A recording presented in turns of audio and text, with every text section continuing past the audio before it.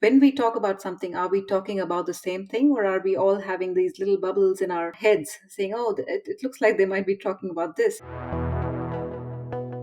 Welcome to How AI Happens, a podcast where experts explain their work at the cutting edge of artificial intelligence.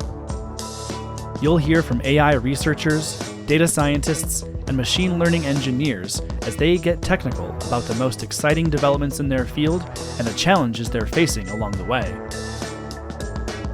I'm your host, Rob Stevenson, and we're about to learn how AI happens. Several installments of this podcast have touched on the multifaceted role of the AI practitioner.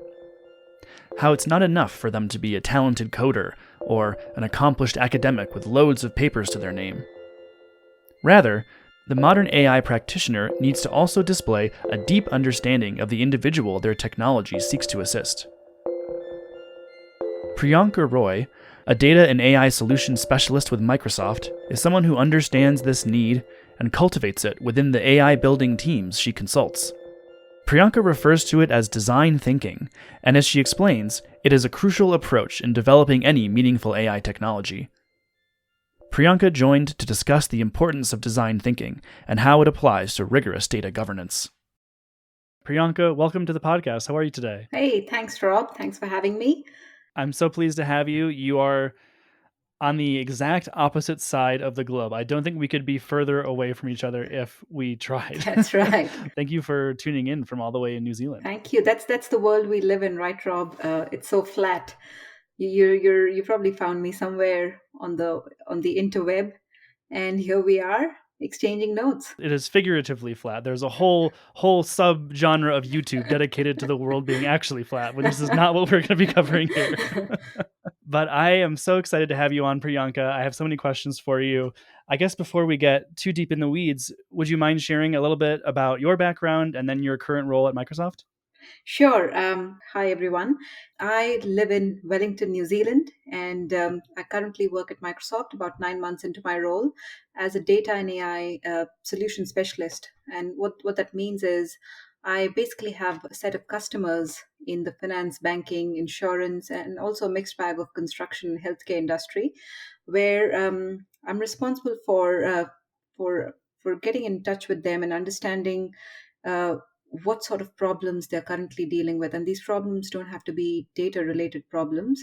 It could be any industry challenges, any business challenges that they're currently facing. And then coming together with my team and our Microsoft partners to help come up with a solution that will help the customer move forward. And a bit about my background. So before Microsoft, I've got about 16 years experience in the data and AI industry. It wasn't called AI when I started. It was data and warehousing when I started back in 2005. I've worked mostly in consulting companies, the likes of Wipro, Capgemini, Deloitte.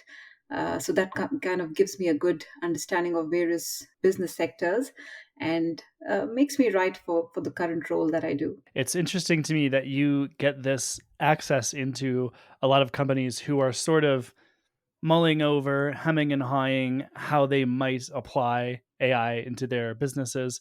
What are some of the common challenges that these folks are facing, and where do you come in to be like, hey, maybe you could be looking at these sort of solutions? In the past few years, what I've noticed, or even in the pandemic times that we live in, a lot of focus is that most of these companies are giving on is customer experience. So how do they ensure that their customers are retained or customers come back to where they left pre-pandemic? An example of banking, how do they make their customer touch points current to these times that we live in? How do we ensure that we know a customer much better than we knew before? So making customer experience the best and top notch is one of the things or trends that I come across quite often. Also in the banking space, there is a great focus on fraud, and fraud analytics is also a big focus. So this is just one or two of them that I've mentioned, but in the manufacturing industry, for example, it's all about how do we prevent or machine outages from happening. So, for example, an airline, every time an airline has to stop operating ad hoc, so much loss to the company and to the brand. So how do you ensure that that can be monitored proactively, and the brand is maintained, customer experience is maintained because you're on time wherever you have to be. At the outset of this project or campaign that these customers would end up going on, it strikes me that they would need to be very deliberate about what exactly the outcome is they want. And that's something that I'm hearing from folks more and more is you can have the most fantastically complex algorithm on the planet, but if you're not asking the right question, then you're not getting the right response or useful response. Is part of your role to help be consultative with these companies to make sure that they are approaching these problems in the correct way and asking the right questions of the technology? Yeah, absolutely. And this took me a while to understand. The reason I'm saying this is years ago, when I would meet customers, they already came to us with a problem. And they also had a solution in mind, that this is look, this is the problem, and I think this is the solution that we want, and can you just help us build the solution out, implement it, and maybe even train us to use it. But the problems of today are quite unknown. The idea here is for people like me to actually challenge the customer and ask further questions, be curious about why exactly are they thinking what they're thinking. Why do they think that this is the problem? Has someone actually just asked them to do this, or have they spent time with their customers, understanding if this is a real challenge? And this is the toughest thing to do, just because when you're meeting a customer for the first time, you always want to have a good relationship, and you just don't want to go and challenge them and saying, hey, your thinking is wrong. So it takes time to first build trust with the customer, for them to even let you ask such questions to them, right? It's almost how human relationships play out. You don't just take advice from a stranger. You want to understand who that person is and why they're saying what they're saying, and they have a good intention in mind. So that's the challenge. It's about discovering and uncovering the problem rather than jumping straight to the solution. You probably have a sense of what are some of these sort of probing questions that you can ask that will reveal someone's approach to you. I'm curious in the cases where maybe someone hasn't been as thoughtful, their approach isn't as examined. What do their answers to your questions typically look like? What's sort of like the giveaway that maybe you haven't thought as deeply about whether this technology is right for you? Yeah, so the first giveaway is usually when it's just one person who is speaking to you, and maybe that person is coming from their own business area. And problems of today's don't just lie in one business area. You have these problems kind of reside in different areas of the business, and that's when I try and bring multiple people into the room, people from different business units who think there is a common problem. And I'll get to the point where some of the techniques that we use to get to this, and we call it design thinking techniques. Now, you probably know of design thinking, but for our listeners, it's basically a way of discovering or uncovering the problem rather than jumping to the solution. And it's a very I'd say a human centered approach. Let's say it's a student organization, it's a university, and we're trying to design a solution for them where it's easier for them to apply to the institution, and then maybe even do some blended learning on it, both online and on campus, and then finally take them through their whole student journey until the point where they graduate.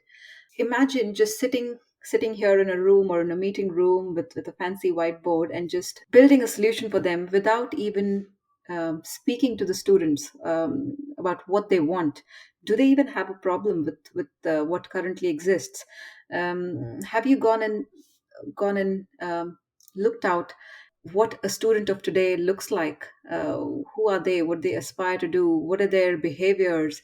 What are they thinking, feeling, doing whenever they are interacting with any institution? Do they need certain sort of help, motivation, things like that? So that's when you create these personas of what a prospective student could look like. when they are interacting with the university, and then you go and interview them and ask them questions and get into their thought process, and off that comes a few personas, and that's when you start actually thinking about them from a human perspective, and then you come back, and then you come to your group of people, maybe even bring them a few of them into the room when you're brainstorming and brainstorming ideas on how you could solve them. I mean, you'd notice here that what I'm trying to do here is getting to know the end user more than just throwing a solution at them. So that's where design thinking comes into play. It's so important because it's not enough for the AI practitioner to be exceptionally good at building algorithms or tweaking a model. The more I learn about this field, the more it feels as though the individuals building these tools need to always be thinking about what it's going to look like in the hands of the user, right? It's not enough to be like, oh, that's not my department. I just, maybe individuals who are more in a more academic area or in a Hmm. more research based approach to AI can get away with that. But if you're building a product, then you really do need to have an intimate understanding of how this will impact people. Is that kind of how you view the typical AI practitioner? How can design thinking really be helpful to them? Yes, so for typical AI practitioner, and I call myself a data and AI practitioner because I feel there is no AI without the right data. So for a data and AI practitioner, it's building good models and algorithms and having the right ML code is important because that's the real thing that enables good experiences. But getting to know the end user or the end customer who's going to benefit from such experiences is really important. um, yes, so getting into the mindset of the end user, and often what happens is the teams that design solutions and the team that builds the solution is quite different. So someone just gets the specs and they start building, and they never speak to the person who thought about the solution and why the solution was needed. So it's really important for these teams to come together and think creatively and collaboratively about the problem. And I see this happening a lot more in the past few years. I've noticed that design thinking techniques have seeped well into various areas of business. So I live in Wellington here, so we have a lot of public sector organizations here, and I've noticed that most of the public sector companies here, so let's say if we have to apply for a passport, these companies are actually looking at the end user. So where is this person coming from? Who is the citizen, or who is the customer? Where do they come from? What sort of challenges could they face if they're applying for a passport? Are they from New Zealand? Do they understand English, or are they someone who immigrated here? Do they need any language help when they apply for things? What are they using to apply? Are they doing it online, or are they going to a passport office to do this? So many things, and they gather data about all this, and that's when, and only after that, do they come together to solve or build a solution. So I'm seeing a lot of that happening, and that's quite refreshing. It's also very common amongst AI practitioners to think of their work in terms of impact and scale, right? With software, you can impact potentially the whole world, anyone with internet access, right? Uh, and if that's your goal, then you simply can't afford not to employ this approach when you are thinking about the people you want to impact and how these products are going to wind up in their hands, right? Exactly. Yeah. I like how you said a moment ago that there is no AI without data. And the importance of data is well tilled AI blog soil and AI podcast soil, but that's because it's so important. And you hear individuals talk about, oh, well, it's not just data; you need quality data, and you have to have data that's clean, and that you have to have good data hygiene. And your approach to all of this, I was really interested to learn about because you kind of put an umbrella over all of it and call it data Yeah. governance. And so I would just love to hear your sort of more far-reaching approach to data with a capital D as it is applied to building AI technologies, not just in the acquisition of that data, not just in the utilization of it, but in every facet of making it work for you. Correct. Okay. Yes, of course, data is an important part of AI. I hear this often in New Zealand: BI before AI, so meaning business intelligence before artificial intelligence. The reason people say that is most organizations over here, at least, are struggling with quality data. It's usually an afterthought.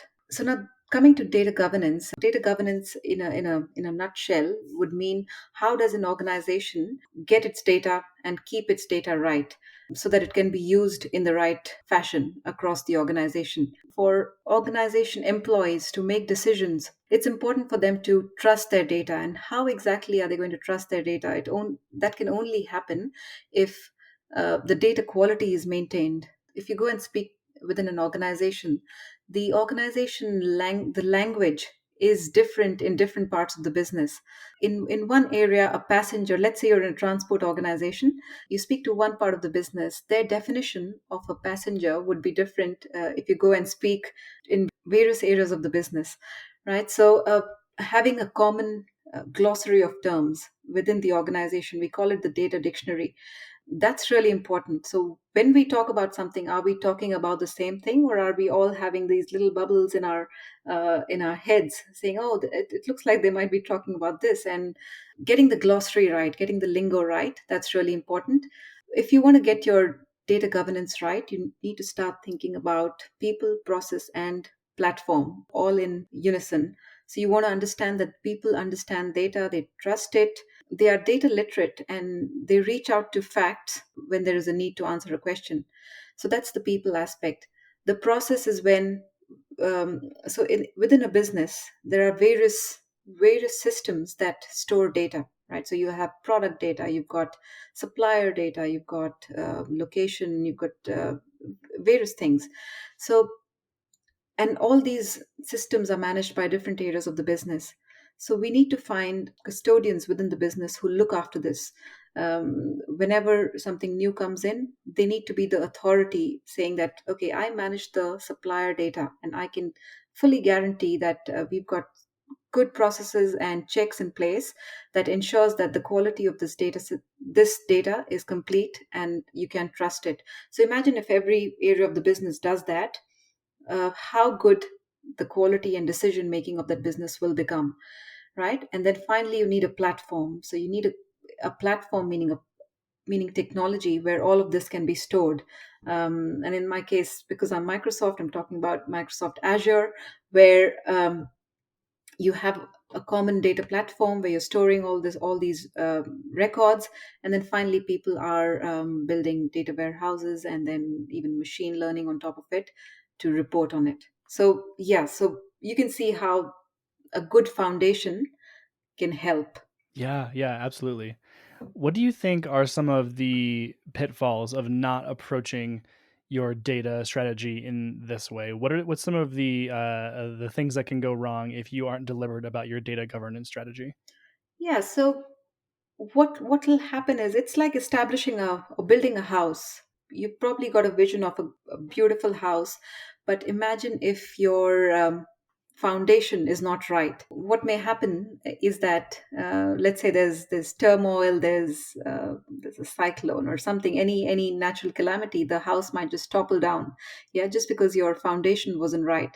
So initially it might all look okay. In an organization, you might start a project on AI, let's say, and you do a little pilot, a proof of concept, and you get what you're after, and off you go. You're making decisions.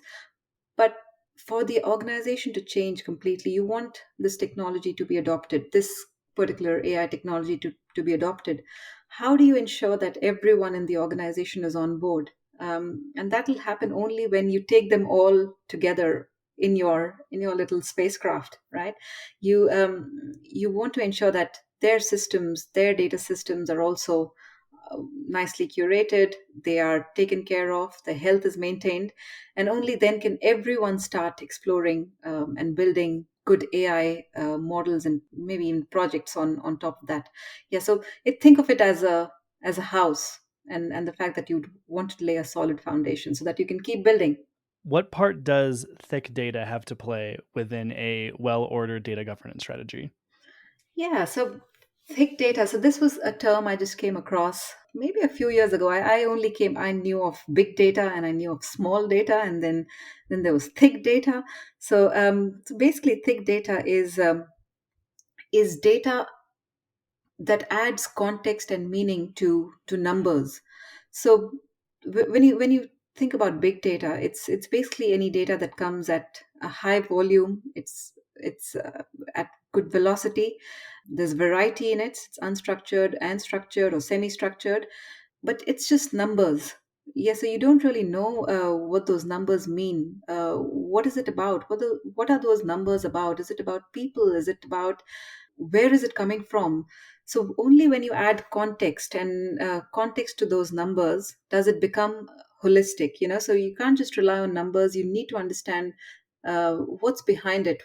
So if it's about a person, what what was the background of the person? Where is it coming from? What is the person doing when this data was captured? Otherwise, it's very skewed.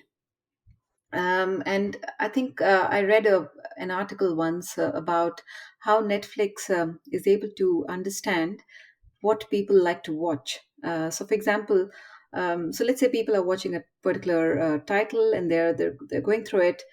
They also want to understand who are they watching it with? What are they having while watching the movie? Are they having popcorn, or are they having a wine, or and things like that? So just to make the whole experience a lot more richer. So imagine, I mean, it's not like they want to spy and look at what you're doing, but imagine if they gathered data by asking us. So when you were watching this particular title, what were you watching, or who are you watching it with, and what do you prefer to eat? So maybe they're wanting to build a richer customer experience, maybe by offering such things in the future. So yeah, so think of thick data as just context to whatever we're talking, just more language to it rather than mathematics. But it's something that again adds into the concept of design thinking. It's again going back to the end user and trying to understand them a bit more, and not just treating them as a number, but more as a human who with needs and wants, and then building things around that. Yeah, it's so interesting because my first thought was, oh, well, this is qualitative data. This is maybe more anecdotal. It's more contextual. But the whole point of building these fantastically complicated models is that they can sometimes see patterns where we don't. Hmm.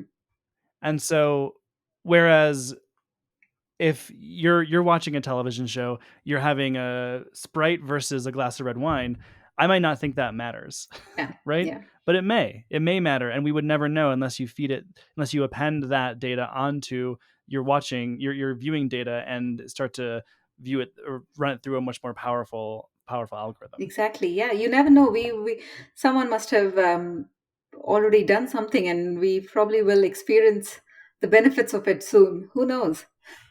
Yeah, yeah, exactly. Who knows? Well, Priyanka, this has been such a delight chatting with you today. I've learned so much from you, and your background is just so rich and with expertise. And I love learning all about data governance and your own view to design thinking. It's been fascinating chatting with you today. So thank you so much for being a part of the podcast. Thank you, Rob, and thanks for finding me somewhere on the internet. In the big flat world we live in, Yeah, right? exactly.